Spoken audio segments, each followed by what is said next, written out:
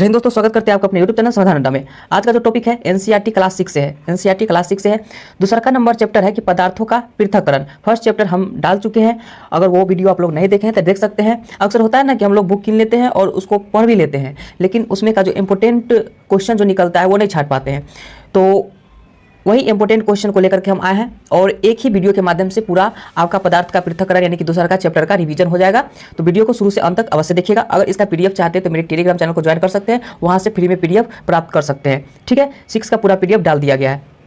चलिए देखिए, पहला नंबर क्वेश्चन कह रहा है कि जब मिश्रण को पानी में मिलाने के बाद भारी घटक नीचे बैठ जाता है।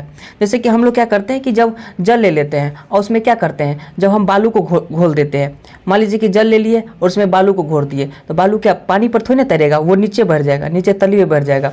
इस क्रिया को क्या कहते हैं, तो अपसादन कहते हैं, यानी कि अपसाद नीचे बढ़ जाता है। वही कह रहा है कि जब मिश्रण को पानी में मिलाने के बाद भारी घटक नीचे बढ़ जाता है, उसे क्या कहते हैं, तो अपसादन कहते हैं।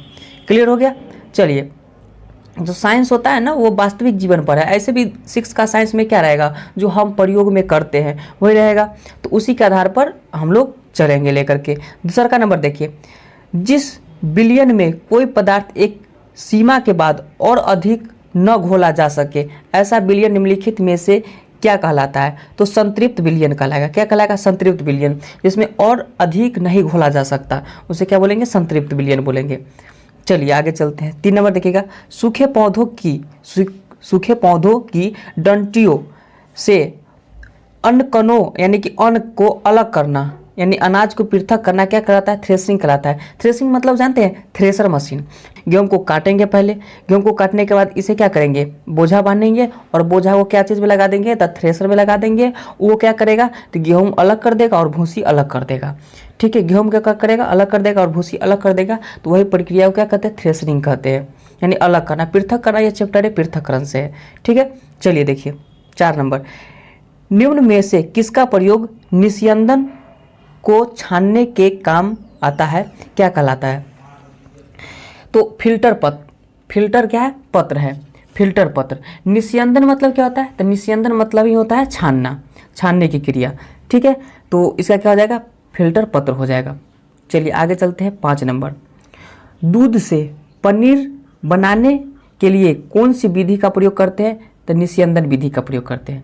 कौन सी विधि का प्रयोग, निस्यंदन विधि। अभी देखिए, निस्यंदन का मतलब क्या होता है, छानने का काम आता है। तो निस्यंदन किसके काम में आता है, तो छानना के काम में। और निस्तारण आएगा ना तो उलटने के काम में आएगा। निस्तारण जो आता है वो उलटने के काम में आता है। तो आगे देखेंगे, चालनी द्वारा आटे की, चलनी होता है ना, चलनी, वह चलनी द्वारा आटे की अशुद्धि छांटने को क्या कहते हैं, तो चालन कहते हैं। यानी चलनी से हम क्या करते हैं, चालन विधि से अशुद्धि को छांट लेते हैं। यानी कि जब हम क्या करते हैं, आटा को चालते हैं तो उसमें से क्या खुद्दी निकल जाता है, तो उसको अलग कर देते हैं। चलिए, उम्मीद करते हैं कि समझ में आ रहा होगा, याद भी हो रहा होगा। चलिए 7 नंबर देखिए, किसी द्रव को उसी के वाष्प में परिवर्तित करने की क्रिया वाष्पन कहलाता है। बिल्कुल सही। निम्नलिखित में किसमें वाष्पन का प्रयोग किया जाता है, तो समुद्र जल से नमक निकालने में। जैसे समुद्र जल को गड्ढा में रख दिए और यह वाष्पन की क्रिया से क्या हुआ, जल उड़ गया और क्या बच गया, तो नमक बच जाता है। ठीक है, तो वाष्पन की क्रिया आप लोग को समझ में आ गया होगा। चलिए 8 नंबर देखिए, 8 नंबर कह रहा है कि मिश्रण में जल मिलाने पर भारी अवयवों के नीचे तली में बैठ जाने की क्रिया को क्या कहते हैं, तो अपसादन। ऊपर देखे थे, अपसादित मिश्रण को बिना हिलाए जल को मिट्टी सहित उड़ेरने की क्रिया को क्या कहते हैं, तो निस्तारण कहते हैं। उड़ने की क्रिया मतलब समझ रहे हो, निस्तारण मतलब कि उलटने की क्रिया तो क्या कहते हैं, निस्तारण कहते हैं। निस्तारण मतलब ही क्या होता है, उलटना होता है। ठीक है, चलिए आगे चलते हैं। 10 नंबर देखिएगा, 10 नंबर कह रहा है कि वायु एक क्या है, तो समांगी मिश्रण है। वायु एक समांगी मिश्रण है। यहाँ से क्वेश्चन पूछा जाता है, तो यहाँ से क्या हो जाएगा, वायु एक समांगी मिश्रण है। इसको याद कर लीजिएगा। चलिए आगे देखिए 11 नंबर, पृथक्करण शब्द का क्या अर्थ है, पृथक्करण शब्द का क्या अर्थ है, तो पृथक करने की, अलग करना। पृथक्करण का मतलब ही क्या होता है, अलग करना। पदार्थ किसे कहते हैं, वे पदार्थ जो स्थान घेरता हो, जिसमें क्या हो, द्रव्यमान हो, तो वे क्या कहलाएगा, तो पदार्थ कहलाएगा। 13 नंबर देखिए, रेशों से बीजों को कैसे पृथक किया जाता है? तो रेशों से बीजों को पृथक किया जाता है उठने से। किससे किया जाता है? तो उठने से किया जाता है। यानी कि उठने का मतलब यहाँ हो गया घोटने से। आप दाल को घोटे हैं? दाल घोट घोट के आदमी खाता है। चलिए आगे देखिए 14 नंबर, बालू और लोहे के छीलन को पृथक किया जाता है। यानी कि बालू और लोहे के छीलन को पृथक किया जाता है चुंबकीय पृथक्करण विधि द्वारा। यानी कि चुंबक विधि द्वारा हम क्या करते हैं, बालू और लोहे को, जैसे चुंबक के द्वारा लोहा अलग हो जाएगा और बालू अलग हो जाएगा। चलिए आगे चलते हैं। 15 नंबर देखिए, 15 नंबर कह रहा है कि द्रव तथा उसमें अभिलय पदार्थ के अवयवों को निम्नलिखित में से किस विधि द्वारा पृथक किया जाता है? तो निस्यंदन विधि द्वारा। निस्यंदन के मतलब क्या होता है? तो छानना होता है, छानना विधि द्वारा। देखिए शब्द का मतलब पता रहेगा ना तो वहाँ ऑप्शन से छटा जाएगा। 16 नंबर देखिए, अनाज से भूसा और पत्थरों को किस विधि द्वारा पृथक किया जाता है? तो हस्त चयन द्वारा। हस्त चयन द्वारा, जैसे कि हम दाल उल बनाते हैं और उसमें कुछ कुछ पत्थर उसमें रह जाता है तो उसको किस विधि द्वारा अलग करेंगे? तो हस्त चयन, यानी कि हाथ से चयन करेंगे कि किसको अलग करना है, किसको अलग करना है, हस्त चयन विधि द्वारा। चलिए 17 नंबर देखिएगा। 17 नंबर कह रहा है कि कभी कभी किसी विधि का कार्य बैलों की सहायता से किया जाता है। तो कभी कभी जो होता है किस विधि का कार्य बैलों की सहायता से होता है? तो थ्रेशरिंग का कार्य होता है। जैसे कि अभी तोरी का समय है तो तोरी को बिछा देगा गोल करके और एक बीच में खूंटा बांध देगा, ठीक है, और बैल को चारों तरफ नचाएगा तो उसके जो पैर से होता है खुर से वो झड़ जाएगा, तो इसे थ्रेशरिंग विधि द्वारा हो जाएगा।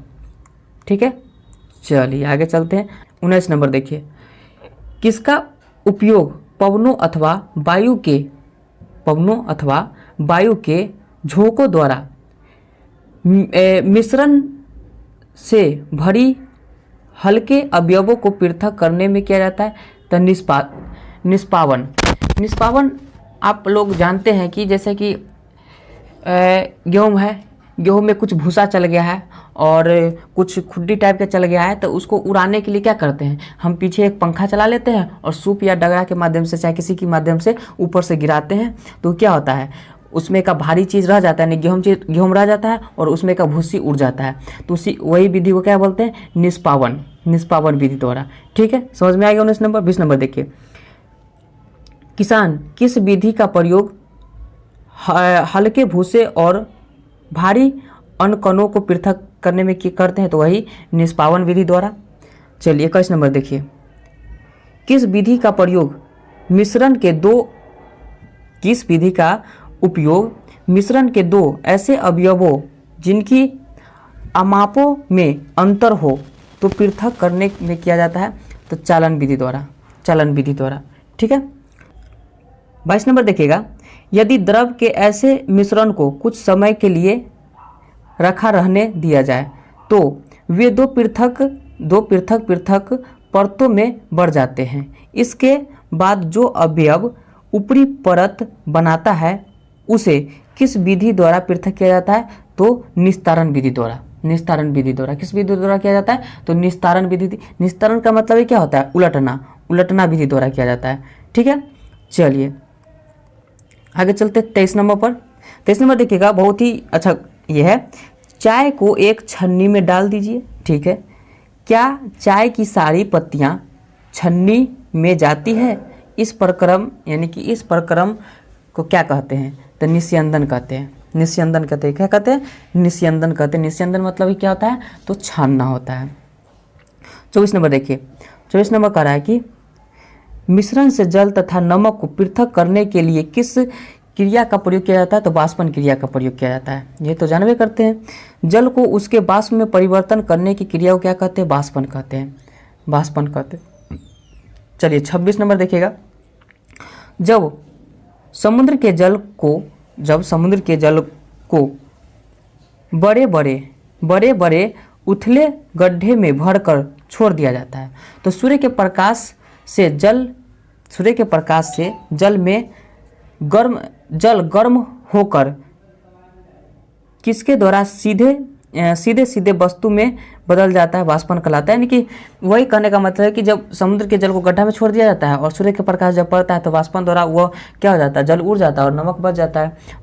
जब भाप बर्फ से ठंडी की गई, जब क्या हुआ, जब भाप बर्फ से ठंडी की गई, बर्फ से क्या की गई, ठंडी की गई, प्लेट के संपर्क में आती है तो वह संघनित होकर बन जाती है, द्रव जल बन जाती है। क्या बन जाती है, द्रव जल बन जाती है। 28 में देखिएगा, जल वाष्प से उनकी द्रव अवस्था में परिवर्तित करने की क्रिया को क्या कहते हैं, तो संघनन कहते हैं। 29 नंबर देखिए, विलय पदार्थ होते हैं जो पानी में घुल जाते हैं। विलय पदार्थ कौन होते हैं, जो पानी में घुल जाते हैं, विलय पदार्थ होते हैं। 30 नंबर देखिएगा, जल में विलीन होने वाला गैस कौन है, तो ऑक्सीजन। जल में विलीन होने वाला गैस कौन है, तो ऑक्सीजन। 31 नंबर देखिएगा, निम्नलिखित पर विचार कीजिए, यानी कि ऑक्सीजन, सिरका, मिट्टी के तेल, नींबू का रस, इनमें से कौन ऐसा है जो जल में विलय है। विलय मतलब ही क्या होता है, घुल जाना जल में। तो क्या जो मिट्टी का तेल है वो जल में घुलता है, नहीं। मिट्टी का तेल पानी के ऊपर यानी जल के ऊपर क्या करता है, तैरते रहता है, ठीक है। लेकिन ऑक्सीजन, सिरका और नींबू का रस जल में घुल जाता है, इसलिए 1, 2, 4 सही है। चलिए, पदार्थों के पृथक्करण के संदर्भ में निम्नलिखित पर विचार कीजिए, यानी कि निष्पावन, निस्तारण, निस्यंदन, उपयुक्त में से कौन सा पृथक करने का विधि है। तो ये जो सारा है ना, सभी में क्या होता है, पृथक किया जाता है। जैसे निष्पावन बताए थे ना, जब सूप उप लेकर के और हवा चलता है तो उससे भारी चीज वही जगह गिर जाता है और भूसी उसी उड़ करके अलग चला जाता है, ठीक है। तो सभी इनमें से कौन है, एक पृथक्करण की विधि है। तीनों सही हो जाएगा, 1, 2, 3। 33 में देखिए, किसी पदार्थ के विलयन को गर्म करने से उसकी विलयता पर क्या प्रभाव पड़ती है, तो वह बढ़ जाती है। यानी कि किसी पदार्थ के विलयन को गर्म करने से उसकी विलयता पर क्या प्रभाव पड़ती है, तो बढ़ जाती है। आयोडीन और पोटेशियम क्लोराइड के मिश्रण से आयोडीन को अलग करना क्या कहलाता है, तो ऊर्ध्वपातन कहलाता है, ठीक है। आगे देखिए, शुद्धिकरण की प्रक्रिया में गंधले पानी का उपचार फिटकिरी में करते हैं, या यह क्रिया क्या कहलाता है, तो स्कंदीकरण कहलाता है। क्या कहलाता है, स्कंदीकरण कहलाता है। चलिए आगे चलते हैं। एल्कोहल जल मिश्रण से जल को अलग किया जाता है आसवन विधि द्वारा। एल्कोहल जल मिश्रण यानी एल्कोहल और जल का मिश्रण है, उसमें से जल को अलग किया जाता है किस विधि द्वारा, आसवन विधि द्वारा। 37 नंबर देखिए, किशमिश के दाने जल में रखने से वह क्या हो जाता है, फूल जाता है। वह किस क्रिया द्वारा, परासरण के द्वारा यह क्या होता है, फूल जाता है। आगे देखिए, एसीटोन और जल का मिश्रण किसका उदाहरण है, तो आसवन का उदाहरण है। एसीटोन और जल का मिश्रण किसका उदाहरण है, तो आसवन का उदाहरण है। आगे देखिए 39वां क्वेश्चन, समुद्र जल के शोधन में सामान्यतः किस विधि का प्रयोग किया जाता है, तो आसवन विधि का प्रयोग किया जाता है। किस विधि का, आसवन विधि का। 40 नंबर देखिएगा, निम्नलिखित में से वह शुद्ध पदार्थ जिसे पदार्थ की किसी भी अन्य रूप में विभाजित नहीं किया जाता क्या कहलाता है, तो तत्व कहलाता है। क्या कहलाता है, तत्व कहलाता है। 41 में देखिएगा, 2 या 2 से अधिक तत्वों के मात्रा के विचार से एक निश्चित अनुपात में सहयोग करने से बनाया पदार्थ क्या कहलाता है, यौगिक कहलाता है। 2 या 2 से अधिक शुद्ध पदार्थों को किसी भी अनुपात में मिला दिया जाए वो क्या कहलाता है, मिश्रण कहलाता है। चलिए, तो यहाँ से क्या क्लियर हुआ कि 2 या 2 से अधिक तत्व को एक निश्चित अनुपात में मिलाया जाए तो यौगिक कहलाएगा, और शुद्ध पदार्थ को किसी भी अनुपात में मिला दिया जाए वो क्या कहलाएगा, तो मिश्रण कहलाएगा। यहाँ से 2 क्लियर हो गया। चलिए आगे चलते हैं। एल्कोहल जल मिश्रण से जल को निकालने का आसवन विधि तुरंत बताएं। आगे देखिएगा, आयोडीन और पोटेशियम क्लोराइड, ये भी बताया कि आयोडीन निकालने की विधि ऊर्ध्वपातन विधि द्वारा। एक ठोस के सीधे गैस में परिवर्तित कहलाता है ऊर्ध्वपातन। देखिए, ठोस के सीधे गैस में परिवर्तन ऊर्ध्वपातन कहलाता है। क्वेश्चन पूछा जाता है ये क्वेश्चन कि ठोस के सीधे गैस में परिवर्तन ऊर्ध्वपातन कहलाता है। उसके बाद देखिए, निम्नलिखित में से कौन सा एक विजातीय मिश्रण है, निलंबन। विजातीय मिश्रण कौन है, तो निलंबन। 27 में देखिए, तरल पदार्थ से गैस में परिवर्तन होने की क्रिया को क्या कहते हैं, तो वाष्पीकरण कहते हैं। तरल पदार्थ से गैस में परिवर्तन होने की क्रिया को क्या कहते हैं, तो वाष्पीकरण कहते हैं। चलिए आगे चलते हैं। पदार्थ के दबाव या तापमान में परिवर्तन के कारण पदार्थ की गैसीय अवस्था में द्रव अवस्था में परिवर्तन की क्रिया को क्या कहते हैं, तो संघनन कहते हैं। निम्नलिखित में से किस विधि का प्रयोग करके हम विलयन में से ठोस विलय को विभक्त करते हैं, तो वाष्पीकरण द्वारा।